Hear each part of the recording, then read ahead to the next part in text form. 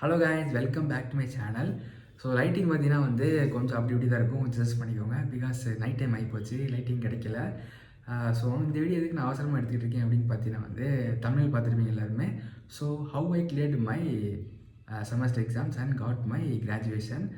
So நான் என்னோட Anna university question papers எல்லாத்தையுமே சால்வ் பண்ணி கிளியர் பண்ணி நான் இப்போ கிராஜுவேஷன் வாங்கிட்டேன். ஸோ நான் ஆமாம் கம்ப்யூட்டர் சயின்ஸ் கிராஜுவேட். ஸோ நான் எப்படி அண்ணா யூனிவர்சிட்டி பேட்டர்னை கிளியர் பண்ணி என்னோடய கிராஜுவேஷன் வாங்கினேன் அப்படின்றத தெளிவாக சொல்ல போகிறேன். ஸோ மறக்காமல் வீடியோ ஃபுல்லாக பாருங்கள். வீடியோக்குள்ளே போகலாமா? Let's go.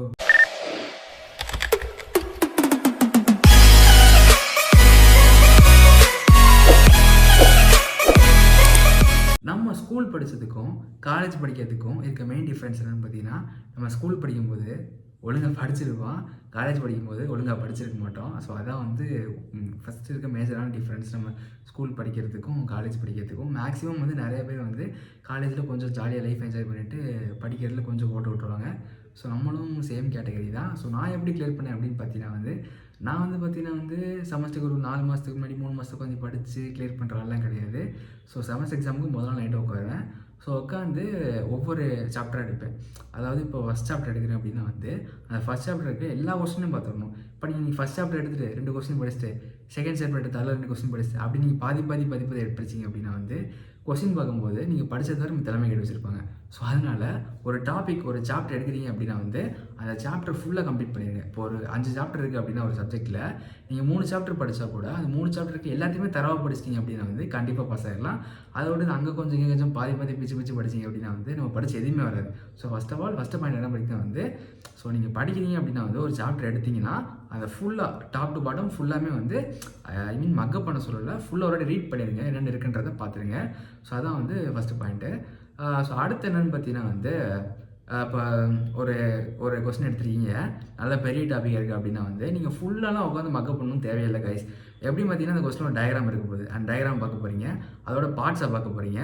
நெக்ஸ்ட் அந்த பேராகிராஃப்க்கு ஒரு சைடு ஹெட்டிங் மாதிரி சப்டைட்டில்ஸ் கொடுத்துருப்பாங்க. அதாவது ஒரு 5 டாபிக் 6 டாபிக் அது மாதிரி சைடு டாபிக் கொடுத்துருப்பாங்க. அந்த மெயின் டாப்பிக்கை நல்லா படிச்சுட்டு உள்ள இருக்கிறது நீங்கள் சும்மா ரீட் பண்ணிட்டாவே போதும், நீங்கள் ஈஸியாக எழுதிடலாம். அதாவது ஒரு திருத்துறவங்க அந்த பேப்பர் திருத்துறாங்க அப்படின்னா ஃபஸ்ட்டு அந்த ஆன்சர் கரெக்டாக இருக்குன்னு பார்ப்பாங்க. அதுக்கு ஃபஸ்ட்டு அவங்க பார்க்குறது அந்த சைட் ஹெட்டிங்ஸ் தான்.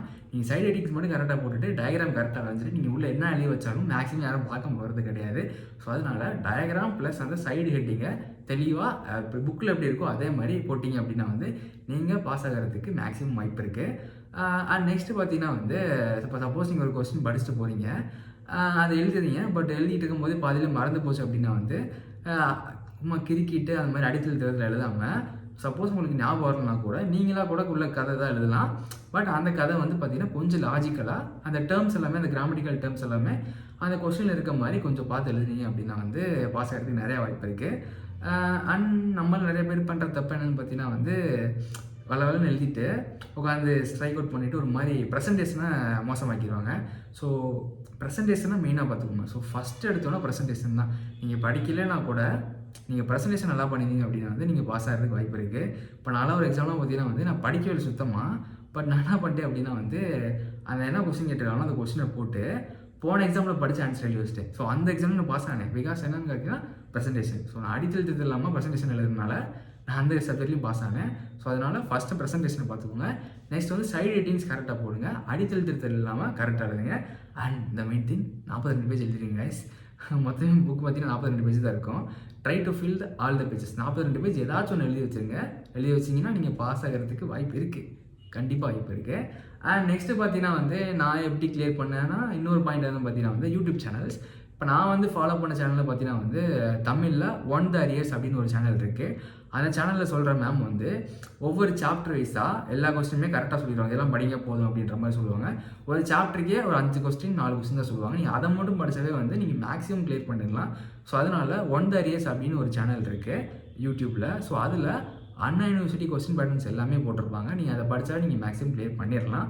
And next mathematics M1 M2 அதை பொறுத்தளவுக்கு தியரி கொஞ்சம் கம்மியாக தான் இருக்கும். அதுக்கெலாம் பார்த்தீங்கன்னா சம்ஸுமே நிறையா யூடியூப்பில் போட்டிருப்பாங்க.